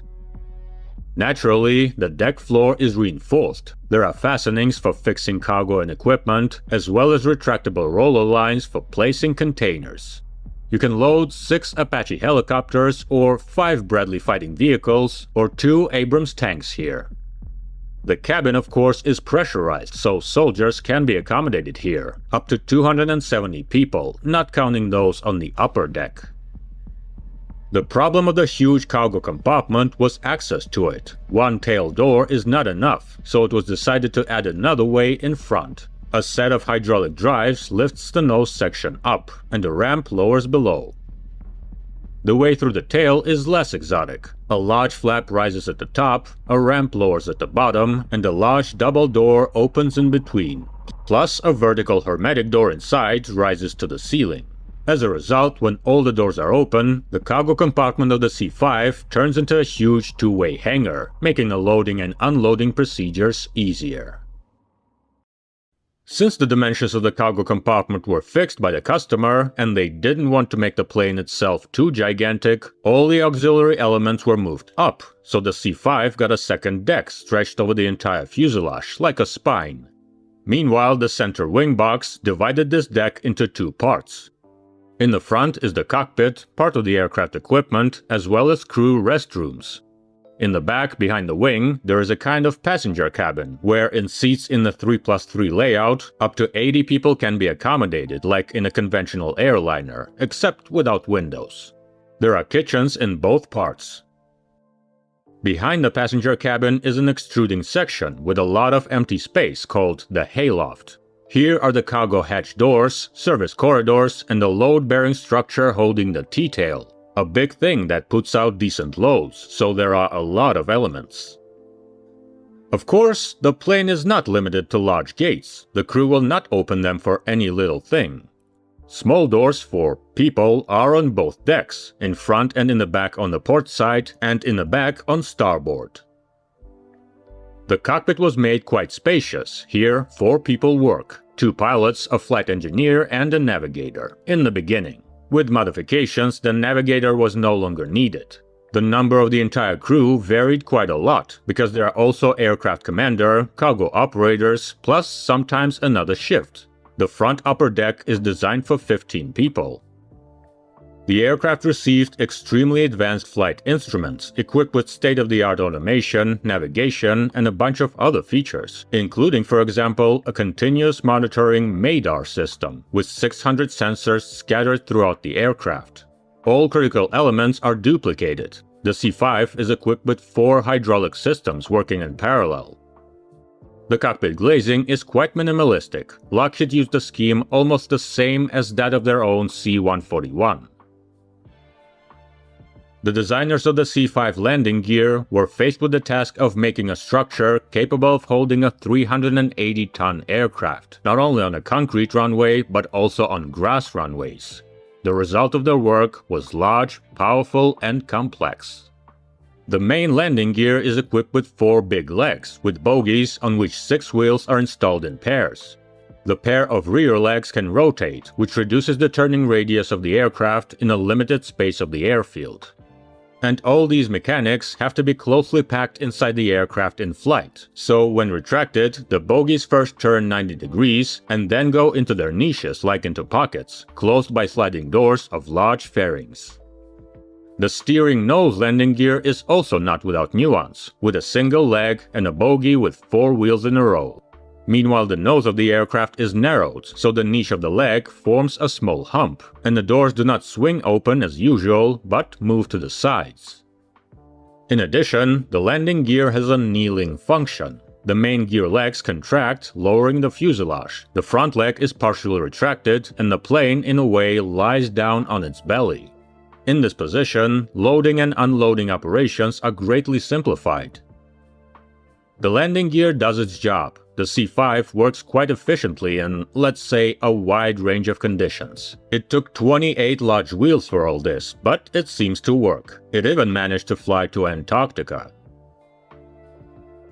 One of the most difficult tasks, which, as we will see later, Lockheed solved not immediately, was the wing. The C-5 combines enormous size, equally enormous mass, and high flight speed, and aviators had to create a design that could withstand an incredible operational load. The Galaxy's wing has a span of 67.9 meters and an area of about 580 square meters, which is 2 times the wing area of the Boeing 707. In this parameter, it was second only to the Hughes' Hercules. To accomplish this task, it was necessary to apply all available technologies and solutions. The wing mechanization is highly developed. Each console has a slat extended almost to the tips. On the trailing edge, there is a group of 12 separate retractable flaps, separated by powerful drive pylons. And on top, there are also 12 spoilers, plus of course large ailerons. It looks complicated, but it was necessary for more precise control, reducing loads, and improving takeoff and landing performance. If you think that a heavy, wide-body transport the size of a building is a serious challenge, you haven't seen the engines yet. In the early 1960s, aviation jet engines were already quite decent and were actively used, with diameters up to 1.5 meters and temperatures in front of the turbine reaching as much as 900 degrees Celsius. The bypass scheme already existed, allowing a slight increase in thrust, saving fuel. The bypass ratio was about 1.4 to 1. Any engine builder of that time would say that this is quite decent. Improve the performance by 15% and there's a new generation for you. But we know what the new aircraft required, and the engine builders, seeing these requirements, decided to innovate, putting it politely. But in fact, they totally went Breaking Bad. Let's look at the General Electric TF-39. The main step towards a breakthrough in thrust was to increase the volume of air passing through the bypass duct, which became physically much larger. The challenge here was to create a much larger fan that would be capable of pulling and holding serious loads. The pressure increased even more due to the installation of the second fan. A slightly smaller one was placed in front of the main one. A bonus was the flaps along the radius of the air intake, feeding the engine at low speeds. The task was completed. The bypass ratio reached 8 to 1. 8. Of course, this was not enough, and almost everything was a breakthrough. The overall pressure ratio jumped from 15 for conventional engines to 25 here. Operating temperature 900 degrees Celsius, you say? Now you get 1370 degrees. This may not be very impressive in our time, but in the 1960s it was simply incredible. General Electric put all the technologies they could into the engine. The latest materials and alloys, cooled blades, sophisticated controls, everything. Thrust? The fiery heart of the C-141, the TF-33 engine, delivered just over 90 kilonewtons. The TF-39 on the C-5 was capable of 193 kilonewtons, more than twice as much. Such performance looked especially funny when the engines were passing flight tests under the wing of a flying lab based on the B-52 bomber. The Stratofortresses were mostly powered by the J-57 engines, with a thrust of 46.71 kilonewtons, and when the big guy was put in cruise mode, the aircraft could barely compensate for the thrust imbalance. In fact, it turned out that instead of 8 old engines, only 2 new ones could be installed on the plane, and the bomber would fly just fine. To the big C-5, this power plant gave exactly the performance that was needed. The aircraft had a cruising speed of around 450 knots, 850 km per hour, and a service ceiling of around 10-11 km. Average for a large jet, but certainly much better than turboprops. Considering that the landing distance of the aircraft had to be made as short as possible, the engines received a powerful cascade-type thrust reverser mechanism in the 1960s. On the ground, of course, no one wants to disturb these monsters. To provide energy at the airfield, an auxiliary power unit is used. 2 APU units are installed in fairings below, just behind the niches of the main landing gear. The C-5 is a strategic transport aircraft, and whatever its carrying capacity, it would have little use without range, which means it had to be able to fly 10 to 11,000 kilometers, or 5,500 miles across the oceans. With large loads, of course less, but not by much. With all the specific efficiency of the power plant, the appetites of the engines were huge, and there had to be a lot of fuel. 12 tanks with a total capacity of 193,600 liters were placed inside the wing, more than 150 tons. A fully equipped and fueled Boeing 757 is lighter. Moreover, the tanks are integral. There are no separate containers in them. The fuel goes straight into the internal volumes of the wing. In flight, these volumes, as fuel is consumed, are filled with nitrogen stored here. To meet strategic range requirements, the C-5 also received an aerial refueling system. It was very useful both for increasing the flight range and for more tricky maneuvers. For example, taking off with a larger load and less fuel and adding it up in flight. Did you think only the blackbirds indulged in such things? The C-5A prototype was presented in early 1968 at the airfield of the Marietta Aircraft Factory in Georgia. A vivid impression when a building was rolled out of the building.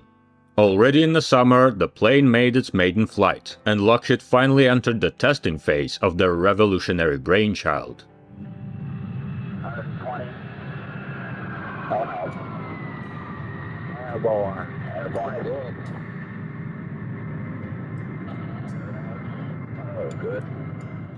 The work was carried out quite vigorously, and the first serial C-5A Galaxy began to be transferred to the military at the end of 1969. As soon as the C-5s entered service, they were immediately thrown into action. The Vietnam War was in full swing. The aircraft transported everything to Vietnam, from bullets to tanks. Despite the many difficulties in operation, the superiority over the old machines was obvious. The history of the C-133 practically ended. In 1971, they were all withdrawn from service. Alas, Vietnam did not go without losses for the C-5. During the evacuation of children from Saigon, an explosive decompression occurred on board, causing a partial loss of control. The crew turned the plane around and tried to make an emergency landing, but the plane did not reach the airbase and crashed into a field. Of the 314 people on board, 138 did not survive the fall. It was one of the worst disasters in the history of American military transport aviation.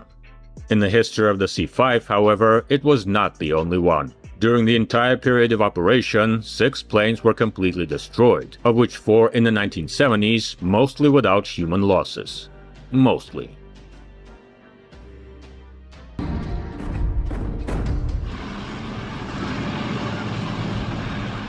Another large-scale transport story of those years was Operation Nickelgrass, when the group of C-5 and C-141 supplied Israel with weapons during the 1973 Yom Kippur War.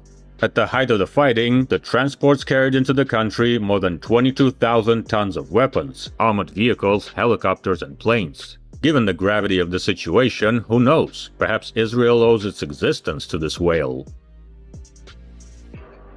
Such operations, on one scale or another, were carried out by the C-5s quite actively and are still being carried out. After a couple of decades of wandering, the Pentagon nevertheless found a normal military transport. The most fun for engineers began in 1974. Remember the story about the ideas of the Soviet military to launch ballistic missiles from the An-22? Well, the Pentagon also thought about it, but these guys decided to try. The C-5, in flight over the Pacific Ocean, dropped a 39-ton Minuteman ICBM from its cargo compartment, without a warhead of course. In freefall, the missile started its engine, rose several kilometers, and then fell into the sea, completing the test. American aviators and rocket scientists came to the same conclusion as their Soviet counterparts, and did not continue the work. Why did they need to launch a missile for this? Why not? Alas, the history of the big plane was not without big problems. The aircraft turned out to be incredibly complex. It was difficult to work with. There were constant problems with various systems and especially with engines. The C-5, in addition to the name Galaxy, received the nickname FRED, an acronym that stood for Fucking Ridiculous Economic Disaster. The plane was admired by everyone who worked with it, but as they say, from Galaxy to FRED, there is one step. Naturally, Lockheed tried to maintain aircraft production by finding new markets. Quite quickly, the L-500 project was born, a civilian version in cargo and passenger options, capable of carrying as many as 1,000 people. But Fred appeared for a reason, and the airlines knew about this nickname. It was obvious that such a complex aircraft in commercial aviation would be uncompetitive. And with the advent of cargo versions of the Boeing 747, this issue was basically closed. They were also actively pestering NASA with proposals to create special versions for them. In particular, it was about transport platforms for carrying oversized cargo and space shuttle orbiters. It was logical. At least one could look at colleagues from the USSR, who easily carried anything on the backs of their giants. However, it did not work out with the shuttles. NASA chose as carriers the modified Boeing 747. Yes, again. However, the agency did not completely refuse the C-5. In the early 1980s, aviators took 2 basic C-5As and, by clearing the upper deck behind the wing and replacing the tail hatch, increased the volume of the cargo compartment. This was necessary to accommodate large cargo, such as spacecraft, inside the plane. This is how a pair of C-5A SCM, Space Cargo Modified, or simply C-5C planes appeared. It was almost impossible to sell the original military transports. Although in the mid-1970s, Iran, which became the exclusive customer of the F-14 Tomcat fighters, also wanted to become the exclusive customer of the C-5 transports. Negotiations were held but ceased after the 1979 Islamic Revolution.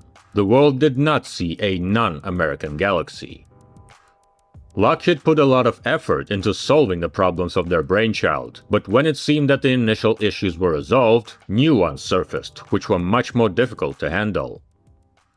When it comes to advanced solutions and innovations in any complex technology, the word risk always appears.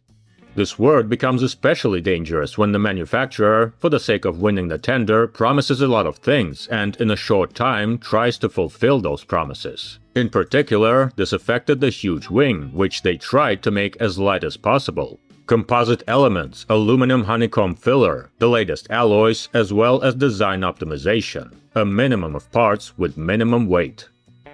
The problem was that some of the latest solutions, due to them being the latest, were not tested that much in practice, and the optimized design left almost no margin of durability. In 1969, while the wing was tested for maximum loads, it broke, which is fine, it was broken on purpose. The problem was that it was supposed to break at 150% of the allowed maximum, but it broke at 128%. Bad sign. The second bad sign appeared during resource tests. It turned out that during active operation, fatigue cracks begin to appear in a number of elements of the wing structure, and they appear quite quickly. Lockheed came up with a plan to make minor changes that could be implemented during the maintenance process, but it turned out that they were practically useless. An especially bad part was that it all became clear when the C-5 was already mass-produced and delivered. That is, the Giants already flying in the Air Force risked falling apart in flight, and in order to avoid tragic news, it was necessary to urgently limit the load, hence the performance of the aircraft. The maximum cargo weight was reduced from the promised 100 to 86 tons, and only when it was really necessary. In practice, the Epic Giants flew half empty. To say that the customer was unhappy is an understatement. Scandals and disputes began, up to the start of an investigation by Congress. Not only was the cost of the program well above the plan, but the resulting aircraft was far from what everyone expected. Lockheed had fallen on hard times. In 1973, after the delivery of a series of 81 aircraft, production was stopped. The financial burden of the company started to become crushing. In addition to expenses for the transport C-5, expenses for the passenger L-1011 TriStar, which had just recently taken off, were also piling up. But the company was too big to fail. The Pentagon was well aware that its bankruptcy could bring even more problems than it already has, so the government smacked Lockheed with one hand and saved it with the other. There were no options. In the late 1970s, it was decided to completely replace the wings of most aircraft with new and seriously redesigned ones, plus modify and boost the engines. Such re-winging lasted until 1986. Touch 77 planes took several years and cost about $1.5 billion, about $7 billion by modern measures. This solved the problems of the wing and restored the initial capabilities, even with a slight overfulfillment. The load capacity increased by about 9 tons. The problem was solved, but everyone had more gray hair now. Production of the C-5 was put on hold back in 1973, and many believed that after the modernization of the existing fleet, the production line would be completely closed. But history is full of surprises. After moving into the White House, the newly elected President Ronald Reagan began in his own way to revive the power of the US military. Apparently it was weak. The C-17 Globemaster III program was still in its very early stages, while the revamped C-5 seemed to be quite decent. In addition, in the Soviet Union, its main counterpart, the heavy transport An-124 Ruslan, or the NATO name Condor, took to the skies. Being close in design, it surpassed the C-5A in a number of specifications. Those who wanted to revive and modernize the Lockheed Giant received another argument in cabinet disputes. It was decided to resume production and order a new batch of upgraded C-5B transports. By the way, at the same time in the same format, the B-1B Lancer bomber received a second wind. The C-5B received improved avionics, an optimized design and updated engines. The changes were not particularly drastic, but the aircraft was much easier to operate, and the performance was again slightly increased. The load limit was now at 118 tons.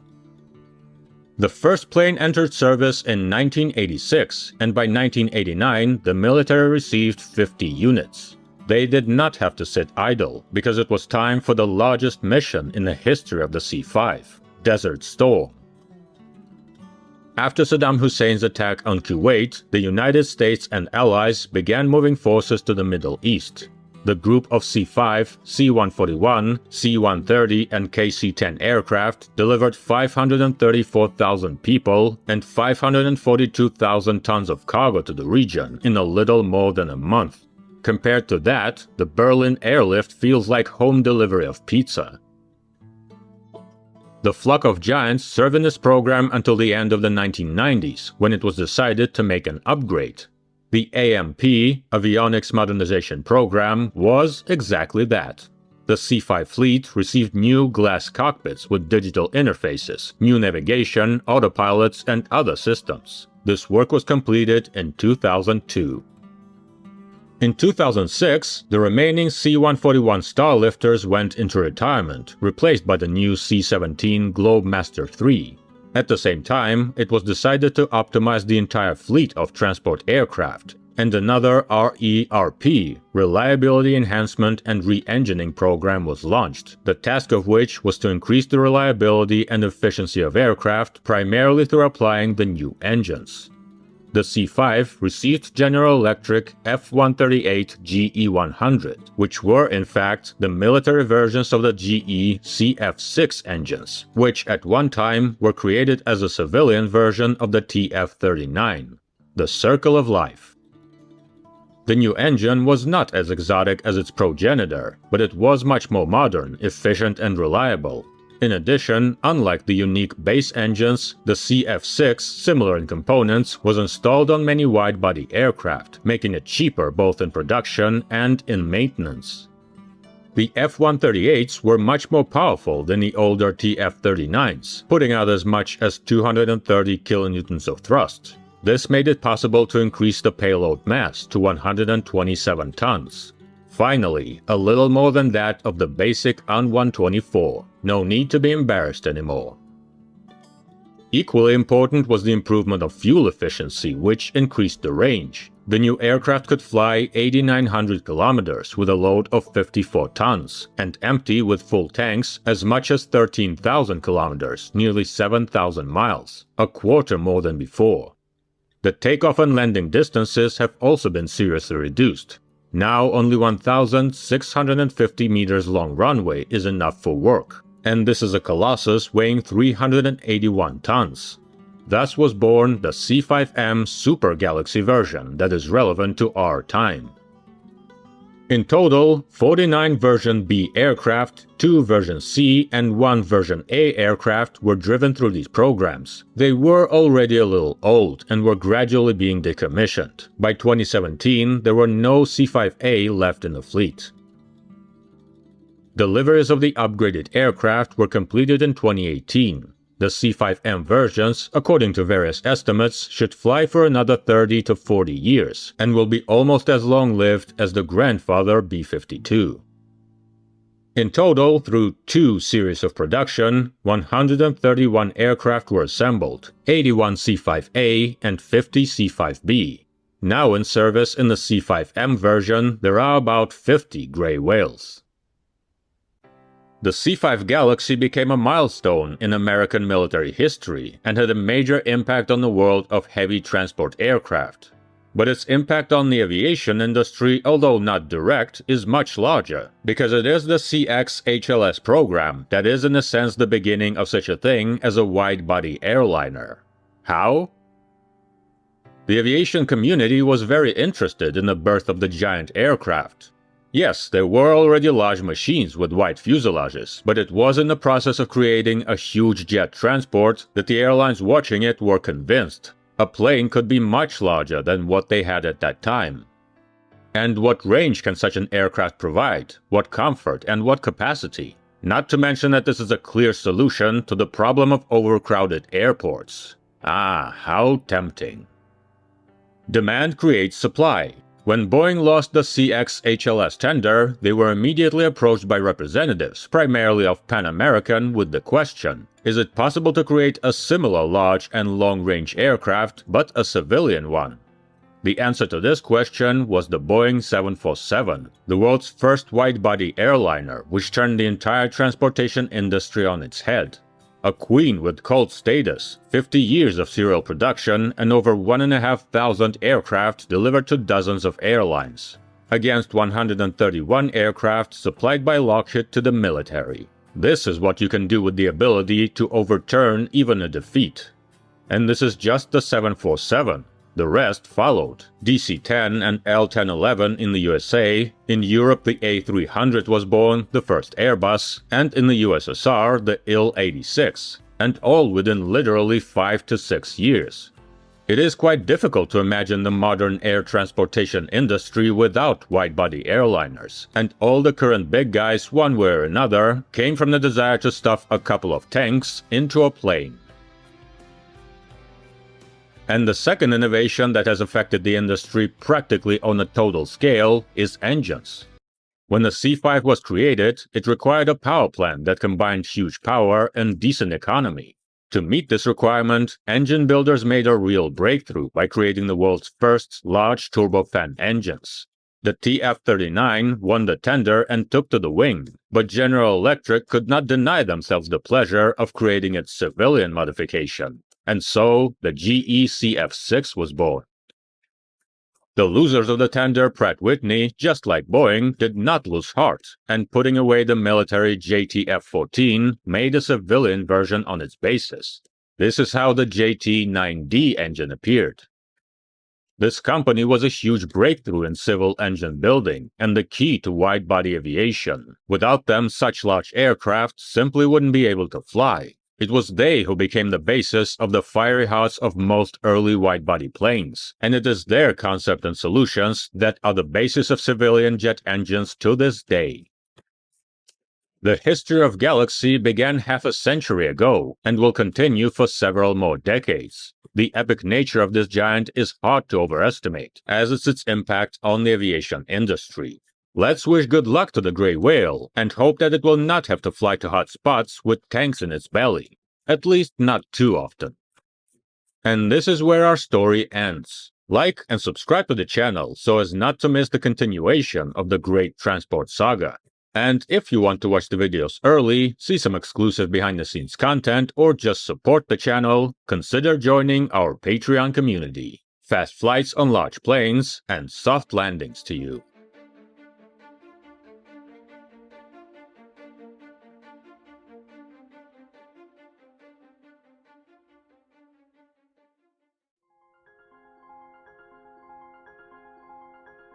Aviation, the art of aeronautics, began with the dreamers, inventors, and daredevils who dared to defy gravity. The journey of aviation was nurtured by pioneers like the Wright brothers, whose first flight marked a historic milestone. The role of aircrafts in world wars was groundbreaking, dramatically changing warfare strategies. This initiated a technological evolution in aviation, transforming the simplistic wings of a biplane into the thunderous roar of jet engines. Let's journey through the ages of aviation. Behind every great aircraft, there were great minds. These visionaries, like Sir Frank Whittle, the innovator of the turbojet engine, redefined air travel. Then there's Skunkworks' Kelly Johnson, the genius behind the SR-71 Blackbird. His designs combined speed, stealth, and power, crafting machines that dominated the heavens. The contributions of these pioneers have left an indelible mark on the canvas of aviation, shaping the course of history and inspiring generations of engineers and aviators.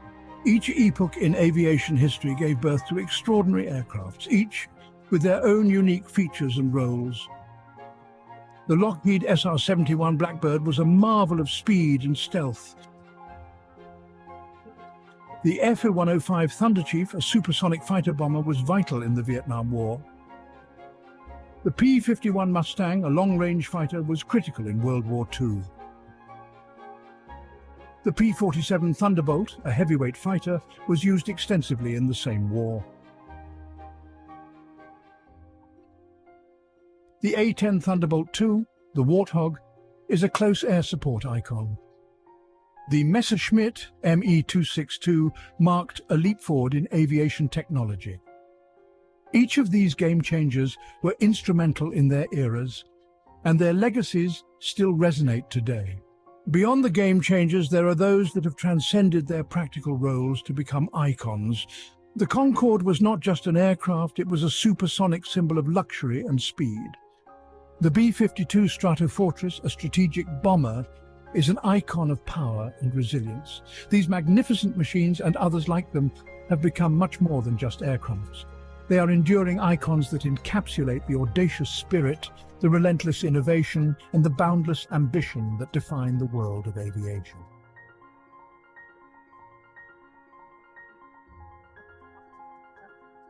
For more amazing aerial footage, and to join us in this incredible journey, check out the Dronescapes YouTube channel. If you enjoyed this video, please remember to like and subscribe. And as always, thank you for watching.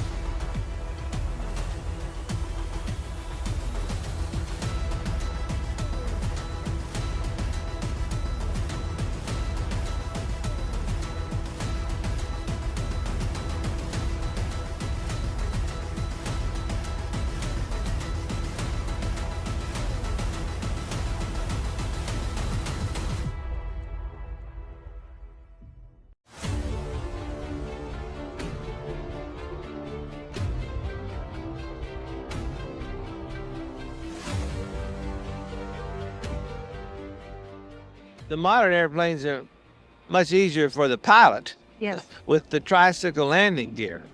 And much easier to land and much easier to maneuver on the ground. Once they get in the air, they all fly basically the same. And don't you think with the modern equipment it's much more reliable? I don't think they probably ever built an airplane much more reliable than the Dakota. Flying low over the Australian countryside is Shanghai Lil, a fine example of the renowned Douglas Dakota. In 1988, Australian Airlines fully restored Shanghai Lil to the livery it wore during its inaugural flights for the airline in 1946. However, the name Shanghai Lil was adopted in a later livery. After the war, many airlines worldwide relied heavily on these aircraft,